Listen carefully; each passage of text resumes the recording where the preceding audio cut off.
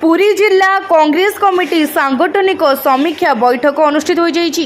एथिरे अखिल भारतीय कांग्रेस कमिटी संपादक तथा ओडिशा प्रदेश कांग्रेस कमिटी सह प्रभारी श्री मयूर एस जयकुमार जोगदे पुरी जिला कांग्रेस कमिटीर विभिन्न विभाग तथा प्रकोष्ठर सांगठनिक समीक्षा करथिले। आगामी दिन में राज्य और केंद्र सरकार विरोध में सरकारी विफलता को भूस्तरीय कार्यपंथा भाव निर्धारित कर जनसाधारण को अवगत कराइबाकू गुरु मंत्र प्रदान करथिले।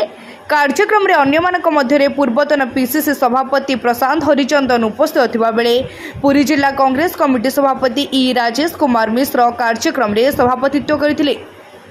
भारतीय जातीय कांग्रेस जे ओडिशार सहप्रभारी अछन्ते से मयरा सूर्य कुमार सी आज आसी एवं सांगठनिक पुरी जिलार सांगठनिक स्थिति उपर विशेषकर आगामी पौर निर्वाचन पंचायत निर्वाचन एवं बूथ स्तर रे एजेंट जो प्रक्रिया चली अपॉइंटमेंट प्रक्रिया चलती से विषय पुंखानुपुंख भाव में विशद भाव में कर्मी मान सहित आउ जो मैंने विभिन्न कन्स्टिट्यूएंसी दायित्व अच्छा समस्त सहित आलोचना करते एवं दिग्दर्शन देते आगामी रोड मैप विषय दलर आगामी रोड मैप विषय विशेषकर पुरी जिले में केमिति संगठन आगू जीव से विषय तांकर दिग्दर्शन देते। श्रेय समस्त कर्मी मानकर कांग्रेस कर्मी मान भितर बर्तमान उत्साह भरी जाइए और समस्ते बर्तमान एकजुट होती पुरी रे जो पूर्वर हूत गौरव थिला कांग्रेस ताकू पुणी केमती फेरे आने बर्तमान समस्ते एकाठी काम कर श्रेय समस्त पुरी